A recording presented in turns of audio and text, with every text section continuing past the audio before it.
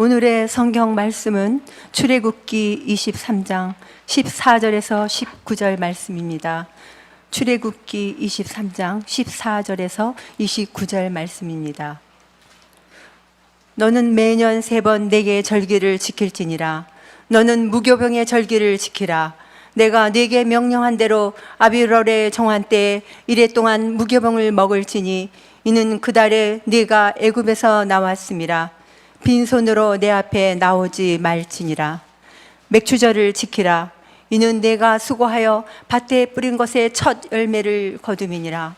수장절을 지키라. 이는 내가 수고하여 이룬 것을 연말에 밭에서부터 거두어 저장함이니라. 내 모든 남자는 매년 3번씩 주 여호와께 보일지니라.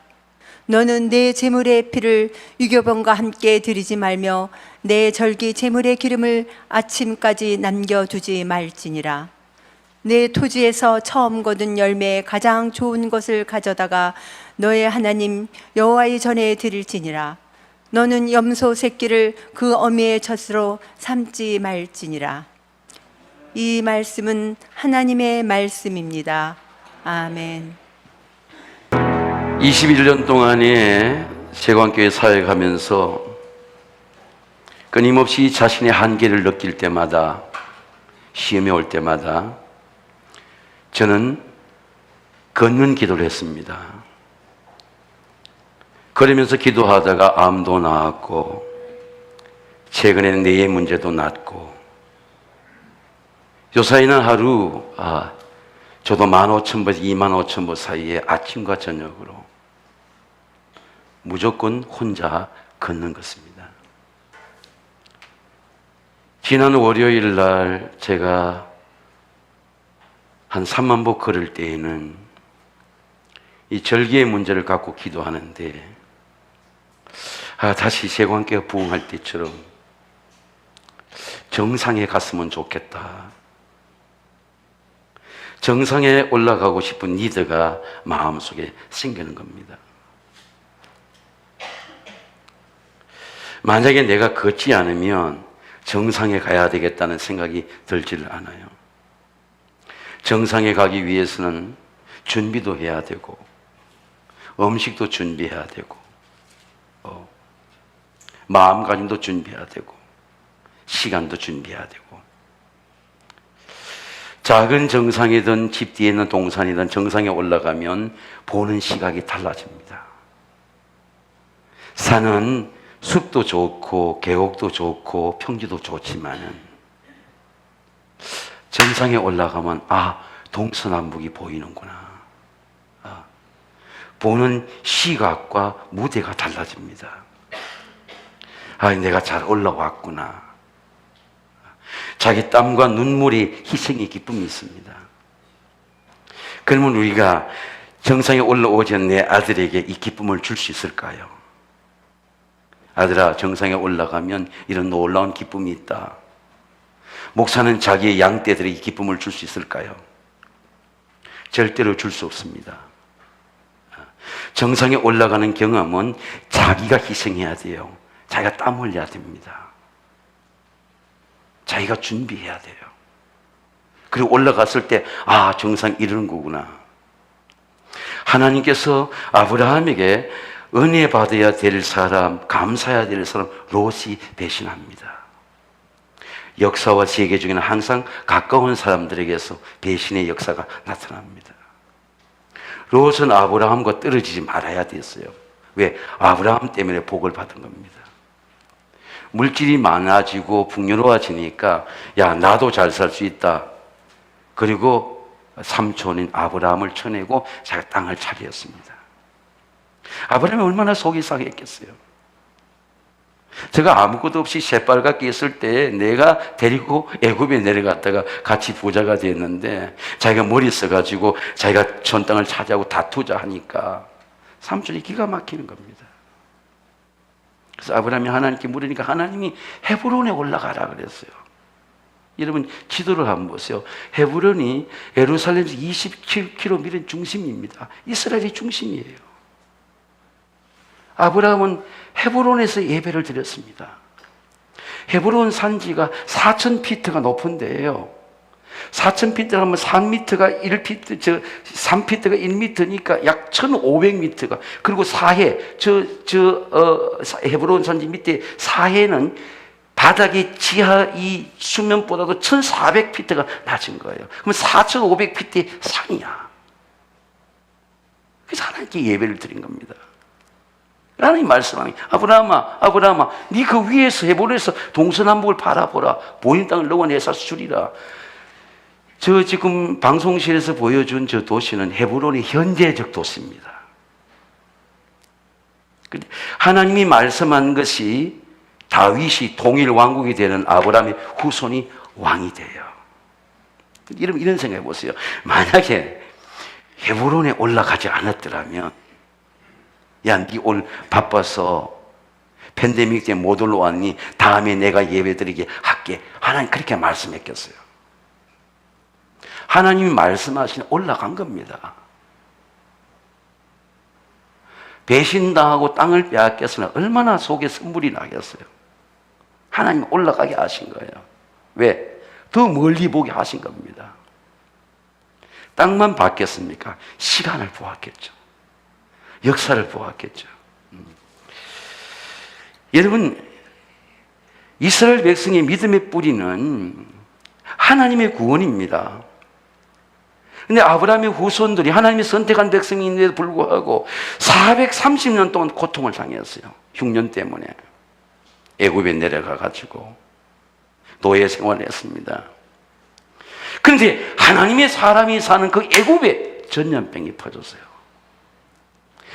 하나님의 사람이 살면 전염병이 없어야죠. 근데 하나님이 애굽에 전염병을 주시는 거야. 왜? 애굽 가운데 이스라엘 백성을 구원하기 위해서, 하나님을 알게 하기 위해서 재앙을 주시는 거예요. 근데 하나님께서 모든 걸 다 오염시키는 거예요. 오염되고, 공기도 오염되고, 개구리 피장도 오염되고, 물도 오염되고, 사람의 음식을 먹는 우리 혈관도 오염되고, 목사인 나도 오염되고, 모두가 오염되는 거예요. 제가 지난주일에 오염되지 않는 은혜를 말씀하지 않았습니까? 죽음의 바이러스가 다 퍼지는 거야. 근데 죽음의 기운이 들어가면 장자가 죽는 거예요. 여러분, 장남이 얼마나 가정에 중요합니까? 장남이 가정의 얼굴이잖아요. 제가 우리 형제 7형제 있는데 장남이 형님이 아파 보니까 가정 전체가 흔들려요. 장남이 내가 아무리 잘해도 형님이 아프게 되니까 가정 전체가 휘청거리는 거예요. 근데 장남을 다 죽이는 겁니다. 성경이 이렇게 말씀합니다. 내가 애굽 땅에 다니며 사람이나 짐승을 막론하고 애굽 땅에는 모든 처음 난 걸 다 치고 애굽의 모든 신분을 내가 심판하리라. 근데 하나님께서 살 길을 내시는 거예요. 전염병 중에, 재앙 중에. 하나님 모세에게 말씀합니다. 너희는 이스라엘 온 회중에게 말해라. 이달 열흘에 너희 각자가 어린 양을 취할지니 가족대로 그 식구의 어린 양을 취하라. 어린 양의 피를 취해가지고 어린 양의 피를 문술주에 바르기만 하면 그 피를 보면 내가 네 가정을 넘어가겠다. 그런 말입니다. 근데 제가 사람이 이 문술주가 보니까 우리 문지방의 문술주가 아니고 사람이 자기 몸으로 모든 인포메이션 지식이 들어오는 문술주가 브레인이에요. 뇌입니다. 사람의 뇌가 대단히 중요해요. 수많은 신경회로가 있는 내 몸과 마음을 모든 움직이는 가슴, 하트, 마음이 우리 가슴에 있는 게 아니고 뇌에 있어요. 뇌에 있습니다. 근데 내가 어린 양의 피를 바르라고 하는 것은 어린 양의 피를 기억하라는 거예요.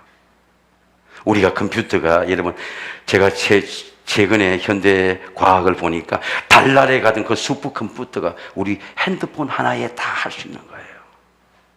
달날에 움직이는 그 슈퍼컴퓨터를 움직이던 그 기계 문명이 우리 핸드폰 하나로 카카오톡을 보내고 할 수 있는 그 핸드폰 하나에 문명이 다 들어가 있는 겁니다. 메모리 칩이 들어가 있는 거죠. 메모리가 움직이는 겁니다.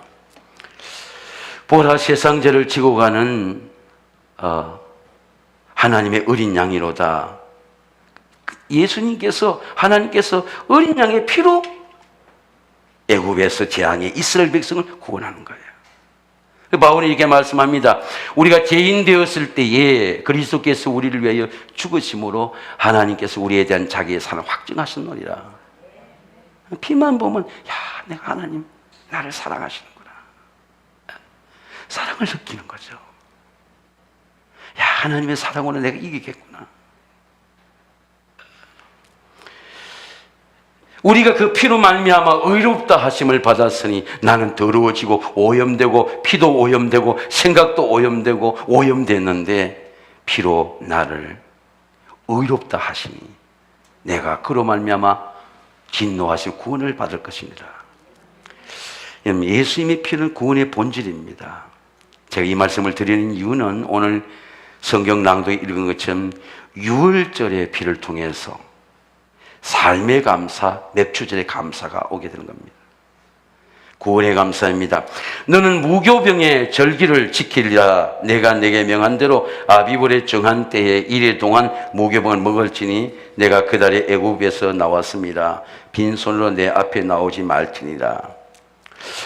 이스라엘 백성들이 이제 가나안에 들어갔을 때 하나님께서 주신 말씀은 어린 양의 피를 감사하는 절기를 7일간을 지키라는 겁니다. 7일간. 제가 오늘 맥주감사절 설교를 하게 된 것입니다. 이스라엘 백성들이 형편대로 그냥 감사하는 게 아니고 그 시간 내 감사 아니고 6월절에 9월의 절기를 무교병을 먹고, 무교병이라는 것은 누룩이 들어가지 않은 빵입니다. 이스라엘 백성들이 애굽에서 먹을 때에, 급히 먹을 때에 누룩을 들어가면 시간이 필요하지 않습니까? 누룩이 들어가지 않은 급한 반죽으로 된 그 무교병을 먹으면서 하나님을 기억하라는 거죠. 여러분, 하나님의 구원은 애굽에서 지금까지 수천 년이 지난 시들지 않아요. 제가 우리 권사님 꽃집이 갔다 오다가 이렇게 기도를 하는데, 권사님 꽃집이 얼마나 꽃이 이쁜지 몰라요. 오다가 꽃집을 옮겼는데 꽃집에 들렸습니다. 근데 꽃이 너무 이쁜 거예요. 권사님, 내가 이 꽃을 사가지고 가겠습니다. 꽃을 샀어요.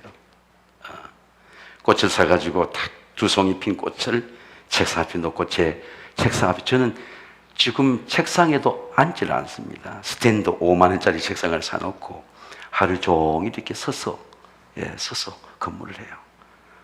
허리가 아프고 그럴 때만 잠깐 손님 올 때만 앉고 방 안에서 이렇게 걷습니다.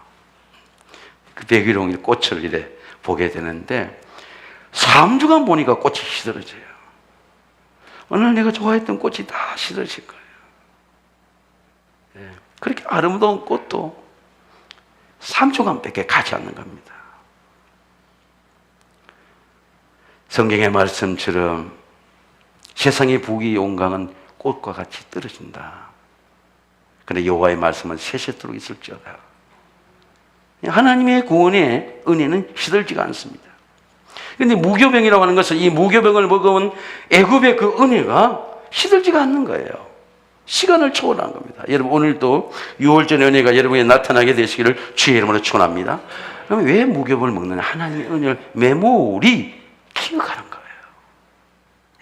애굽에서 그 전염병이 유행할 때에 하나님께서 우리를 구원해 주셨다. 기억하는 겁니다. 근데 예수님은 이렇게 말씀합니다. 6월절에 예수님이 이렇게 말씀했어요. 내가 이 떡이다. 하나님 감사하고. 이건 내 생명이, 이게 내 몸이다. 이걸 먹고 나를 기념해라. 기억해라. 예수님이 무교병이에요. 예수님께서 무교병을 우리가 기억하는 이유는 예수의 떡을 통해서 애굽의 구원을 기억하는 거예요. 기억하는 겁니다. 제가 6.25 70주년이잖아요. 제가 꼭 가보고 싶은 지역이 있습니다. 신안의 정도라고 하는 곳인데 제가 마음에 품었더니 원래 꼭 갈 수 있는 것을 CBS 길을 열어주셨어요. CBS 그 프로그램을 같이 만들었습니다. 왜냐하면 그 정도라고 하는 섬에는, 신안에는 한국 기독교의 수많은 인재들이 나온 겁니다. 문중경 전도사라고 하는 여전도사의 희생을 통해서 수많은 전도자들이 나온 거예요. 뭐 김종건 CCC의 김종건 박사, 이만신 박사, 또 우리 정태기 목사님, 오영석 총장님, 뭐 조그마한 그 섬에서 수많은 인재들이 나온 거예요. 근데 제가 우리 교회에 김종건 박사의 맏딸인 김윤희 박사가 한번 왔습니다. 제가 물어봤어요. 아버지 고향에 가본 적 있느냐? 못 가봤대요. 외국에서 공부하고 돌아와 못 가봤대요. 근데 이 김종건 박사가 6.25 때 제가 이제 기억을 하는, 지금 한 3년 전에 돌아가셨는데 6.25 때 25살이었습니다. 6.25때 공산당들이 돌아와가지고 마을에 인민재판 하는데 자기 머슴이 정인이었어요. 인민재판하면 정인이 있어야 돼요. 저 지주입니다. 아버지가 몽둥이로 맞아서 죽었어요. 아들 본 앞에서. 아내도 죽었습니다. 근데 김종건 박사는 25살 이 청년은 얼마나 몸 청년이었는지 꽁꽁꽁 묶었어요. 마을이 지옥이라. 그냥 이념이 도르고 전쟁이 도르니까 마을 전체가 사륙의 현장이라. 그래서 나무 밑에, 나무에 꽁꽁 묶어놨어요. 잔치 끝나고, 축제 끝나고 죽이려고.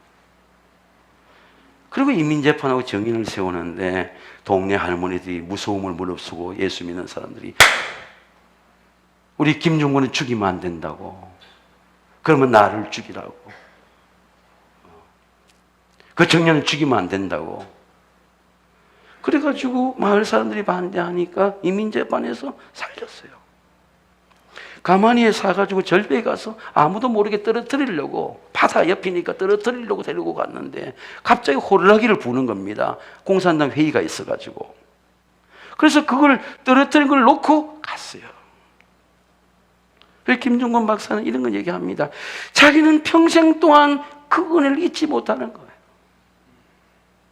내가 살아있는 그 하나님의 은혜다. 잊지 못하는 거예요.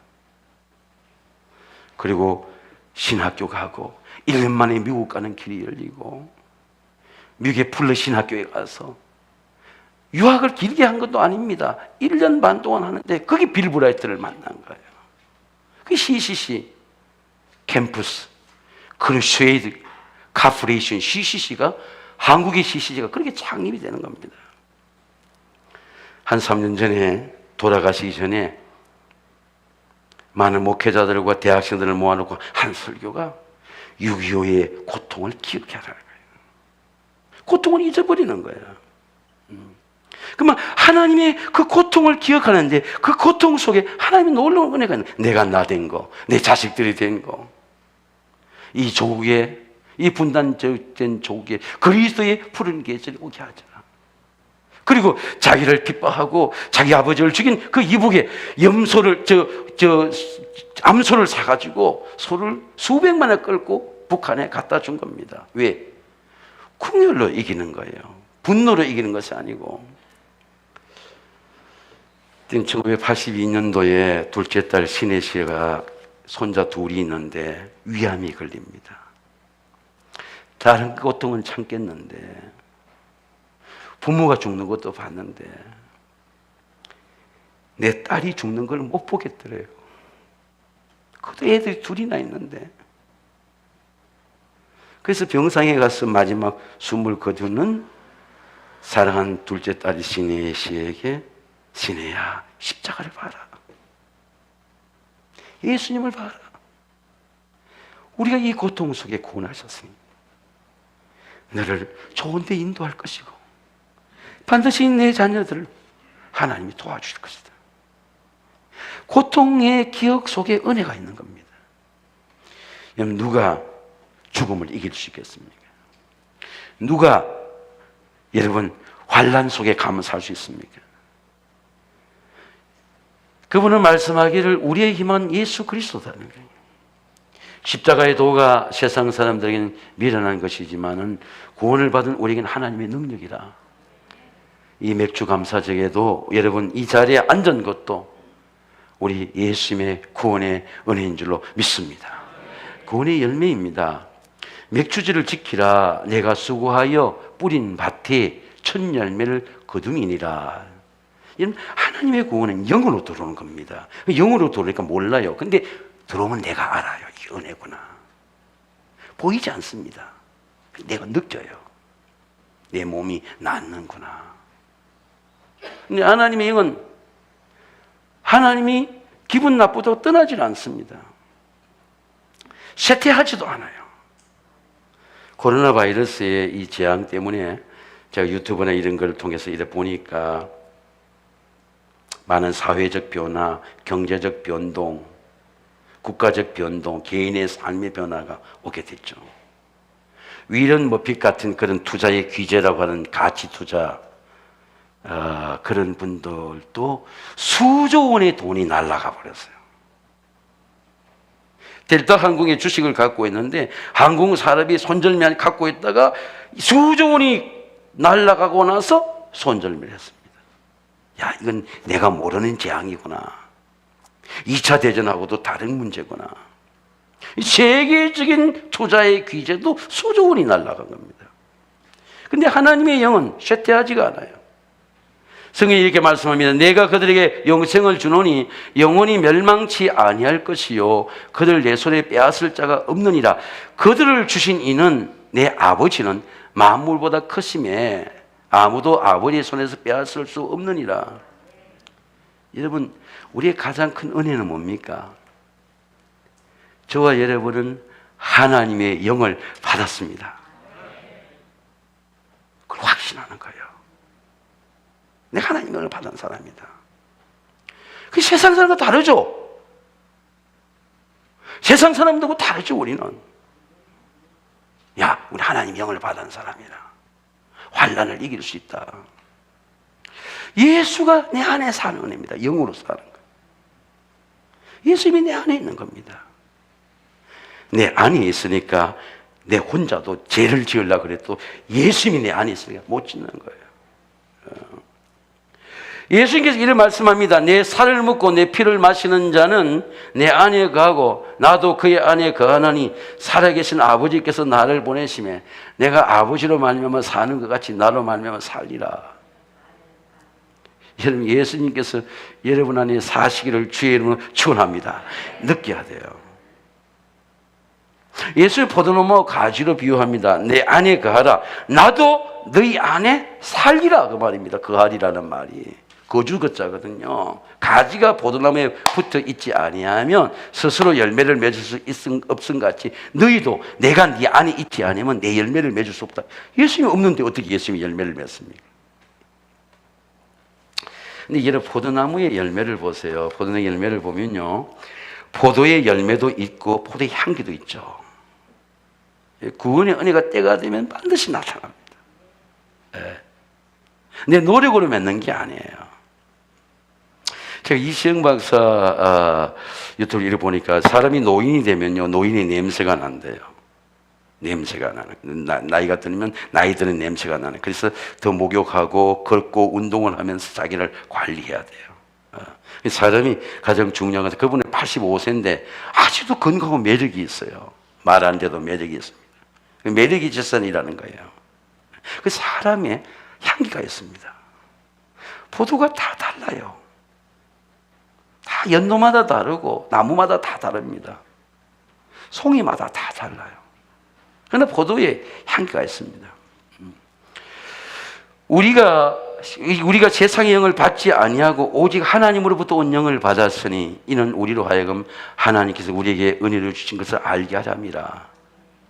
여러분, 내가 하나님의 영을 받은 것을 감사하시기를 주의 이름으로 축원합니다. 우리 고향에는 감나무가 유명해요. 그래서 한번 롯데백화점 앞에서 청도 감축제가 있었는데 청도를 모르는 사람이 중국에도 청도가 있잖아요. 아, 이거 중국산인가 보다. 청도가 감 와인도 있고요, 감 터널도 있고, 감이 청도에 이미지 메이킹하는 열매입니다. 제가 어릴 때부터 감을 봤어요. 근데 이 감을 보면요, 집집마다 감나무가 다 드러나는 거예요. 야, 저 집에 감이 많이 열렸네. 그 집이 좋은 거죠. 수익이 있으니까. 근데 담 넘어 감이 보이는 거예요. 다른 사람도 보이는 거예요. 감이 우리 집에도 귀한 감이지만 동네도 아름답게 하는 거예요. 감이 보이는 겁니다. 세상의 모든 것은 시기와 질투가 있어요. 형제 간에도. 다 어느 공동체든지 사람이 사는 소사이어티 사회 속에는 시기와 질투가 있습니다. 그러나 여러분, 하나님의 감사에는요, 시기와 질투가 없어요. 야, 저 집 원래 감 농사 잘 지었네. 감이 나타나는 거예요. 하나님의 은혜가 얼굴에도 나타나는 거예요. 마음에도 나타나는 거예요. 삶에도 나타나는 거예요. 저는 여러분 축복합니다. 여러분 하나님의 감사가 나타나게 되시기를 주의 이름으로 축원합니다. 우리 세공학교는 사장동에 나타나는 거예요. 제가 동네 모임에 이래 한번 갔더니 제가 20년, 1년 있었으니까 예수 안 믿는 분인데 우리 교인의 삼촌이 있더라고요. 그래서 우리 교인의 아버지 장례를 내가 치렀으니까 아버지를 말씀하니까 목사님 우리 큰형님입니다. 제가 막내입니다. 막내 제가 이스코입니다. 세공교회 은혜는 감사는 언제 나타나야 될 거냐 할 것 같으면 교회 안에만 나타나는 게 아니고 교회 바깥에 커뮤니티 속에 동네 속에 나타나는 겁니다. 나타나는 거예요. 그것이 감사의 열매입니다. 구원의 감사입니다. 구원의 나눔입니다. 네, 하나님, 이 맥주절의 본문은 출애굽기 23장과 신명기 16장에 다 가나안 땅에 들어갔을 때 지켜야 될 법규와 말씀과 규례를 모세가 선포하고 교육하고 설교한 말씀입니다. 근데 하나님 모세가 이렇게 말했어요. 하나님 앞에 77절을 지키라. 77절이 뭡니까? 77이 49, 6월절 되고 난 다음에 77, 49, 50일째 되는 날이 맥주 감사절이고 그것이 감사의 절기고 천년예배를 드리는 날이고 그것이 신약의 절기로 말하면 부활절 이후에 50일 후에 성령 강림절이고 그것이 강림절이고 성령 강림절이고 그래서 신약의 성령 강림절, 교회가 출발한 성령 강림절과 구약의 맥주절이 같은 절기예요. 그래서 우리 성령절기에 맥주절기를 지키게 될 겁니다. 근데 하나님의 복을 주신 대로 너희가 힘을 헤아려서 자원하는 예물을 드리고 너와 내 자녀와 함께 감사하는 거야. 그리고 네가 주인이면 네 노비도 함께 감사하는 거야. 네 노비는 일 시키고 너는 감사 그러지 말고 노비도 함께 감사하는 겁니다. 그리고 너 마을에 누가 객이 있거나 손님이 있거나 고아가 있거나 과부가 있으면 고아와 과부는 그 당시 사회에서 소외된 자가 있고 약한 자가 있으면 그 고아와 과부를 데려다가 하나님의 택하신 곳이었어. 성전에서. 저는 여러분 이 성전이 코로나 바이러스에 여러분에게 더 큰 은혜를 주는 하나님의 전이 되시기를 주의 이름으로 축원합니다. 바벨론의 포로에 저는 컨셉을 바벨론의 포로로 잡았어요. 성전을 더 사모하는 거예요. 하나님은 역사와 세계 속에 언제나 변곡점 터닝 포인트를 삼았습니다. 2차 대전이 터닝 포인트가 되었어요. 코로나 바이러스 우리 삶의 터닝 포인트가 되어 변곡점이라는 게 있습니다. 우리에게 신앙의 터닝 포인트, 외면적인 신앙에서 내면적인 컨텐츠를 재우는 터닝 포인트, 내 신앙의 영적인 성장을 이루는 터닝 포인트예요. 흘러가는 시간이 아닙니다. 고통스러운 기억에서 구원을 기억하는 그네로 터닝 포인트입니다. 그래서 너와 내 자녀와 함께 나누라는 것이죠. 그리고 고아와 함께 나누라는 겁니다. 과부와 함께 나누라는 겁니다. 근데 예수님을 생각해 보면 예수님이 베세다 광야에서 지금도 우리가 지금 코로나 바이러스 때문에 하지 않습니다. 우리 노숙자 한 400여 명씩 옵니다. 20년 동안 그렇게 오고 있습니다. 예수님이 베세다 광야에서 보여준 기적은 너에게 있는 거 가져와 봐라 그랬거든요. 그러니까 날은 저물고 장소는 빈들이에요. 근데 어린아이가 하나 가져온 것이 안드레에게 가져온 것이 보리떡 5개와 물고기 2마리입니다. 그 제자들이 보니까 이거 안 되는 거예요. 이거 가지고 어떻게 5,000명 먹입니까? 시간이 이미 저물고 여기는 빈들이고 200데나리의 떡이 부족합니다. 예수님은 너 있는 거 내게 가져와 봐라. 예수님께 갖다 드렸습니다. 근데 예수님이 그걸 손에 잡았어요. 손에 잡았습니다. 예수님 어디 구걸하러 다닌 게 아니에요. 예수님이 부탁한 게 아닙니다. 근데 예수님이 그걸 하나님 앞에 드리는 거예요. 하나님 아버지, 여러분 한번 따라해서 하나님 아버지, 한번 큰 소리 따라하겠습니다. 하나님 아버지, 감사합니다.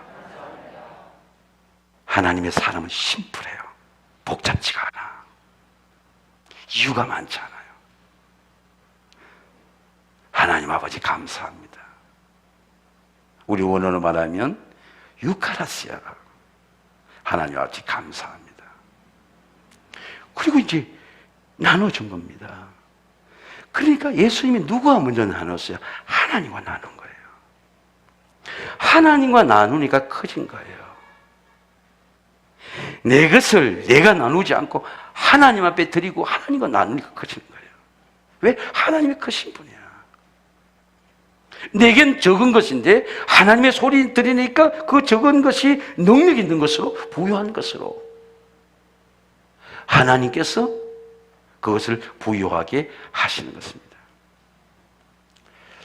여러분, 왜 하나님과 나누면 감사가 커질까요? 왜 하나님과 나누는데 감사가 커질까요? 저는 담임 목사가 되고 나서 세번께 와서 절기 때마다 담임 목사이니까 내가 이만큼 해야 된다, 그런 의무를 생각했습니다. 네가 제일 앞장선 리더니까 네가 이만큼 해야 된다, 하나님 그런 은혜를 주셨어요. 그리고 좀 더 그걸 20년도 해보니까 그것은 율법의 감사가 아니에요. 의무의 감사가 아닙니다. 내가 하나님과 나누니까 하나님이 내 삶을 커지게 하시는 거예요. 내 감사의 길을 경험한 거예요. 내가 하나님 앞에 드린 것보다도 하나님 몇 배를 하나님 주시는 거예요.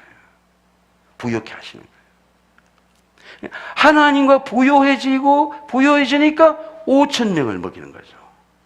근데 5,000명을 먹이고도 12광주가 남았어요. 여러분, 이번 맥주 감사절이 정말 하나님과 나누는, 하나님 앞에 감사하는 여러분 절기가 되시기를 주의 이름으로 축원합니다. 형편대로 대충 시간 꺼내서 감사하는 그런 절기가 아니고 하나님의 감사를 헤아려보고 예수 믿은 걸 감사해보고 그 감사를 광주에 담아서, 마음에 담아서, 하나님 이것이 구원의 감사입니다. 하나님 이것이 나에게 보리떡 5개입니다. 그 하나님 앞에 드려보세요. 그리고 나누면 반드시 하나님께서 형제들과 나눌 수 있는 은혜를 주십니다. 제가 우리 기도하다가 우리 부목사 중에 하나님 앞에 자기 퇴직금을 다 감사하고 떠난 후배가 있습니다. 제가 물었어요. 야, 가지 마라. 내 떠나면 고생이야. 그래도 내 밑에 있을 때가 좋아.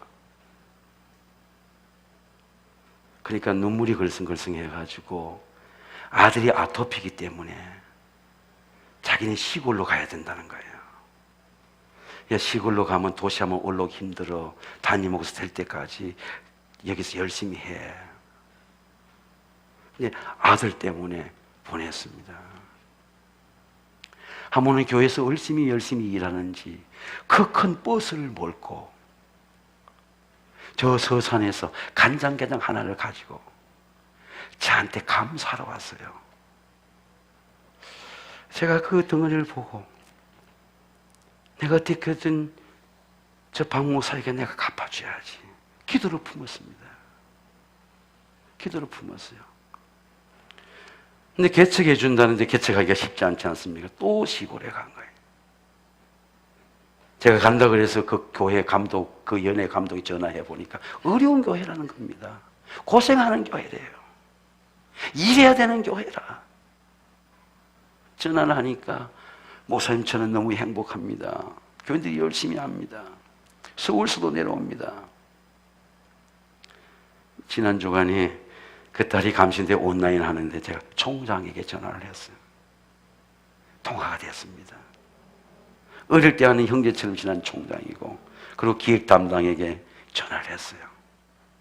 내가 꼭 기타 교는 장학금 중에 첫 번째 받을 아이가 저 농촌에서 목회하는 아이인데 그 아이에게 저녁을 주고 싶다. 감독님, 서류를 보니까 사인만 하라는 겁니다. 사인해서 보냈어요. 이제 받게 될 겁니다. 여러분, 하나님의 은혜죠. 하나님의 은혜. 교회에 충성하고 하나님 앞에 드리니까 나는 그 아이를 한 번만 드리는 것이 그 아이가 졸업할 때까지 드릴 수 있는 하나님의 부여함을 주셨고, 하나님 감사하신 은혜를 주셨고, 여러분, 하나님께 주신 은혜입니다. 나한테는 보리떡 5개밖에 안 되고 물고기 2마리밖에 안 되지만 내가 그 하나님의 은혜를 형제들과 나누면은 그 12강줄에 남는 부요함의 은혜를 주시는 것입니다. 사랑하는 성도 여러분, 이번 한 주간 동안 무교병에 먹는 축제가 되기를 바랍니다. 매 시간마다 매 날마다 하나님의 구원한 애굽의 구원을 기억하는 거예요. 그리고 그것을 마음의 광줄에 담아서 이번 주 맥주 감사 드리는 하나님, 이것이 우리 가정의 감사입니다. 이것이 우리 자녀들의 감사입니다. 이것이 우리 교회의 감사입니다. 그리고 하나님이 택하신 성전에서 하나님께 드리는 맥주 감사제의 축제가, 여러분, 감사의 축제가 여러분의 신앙의 축제가 되시기를 주님의 이름으로 축원합니다.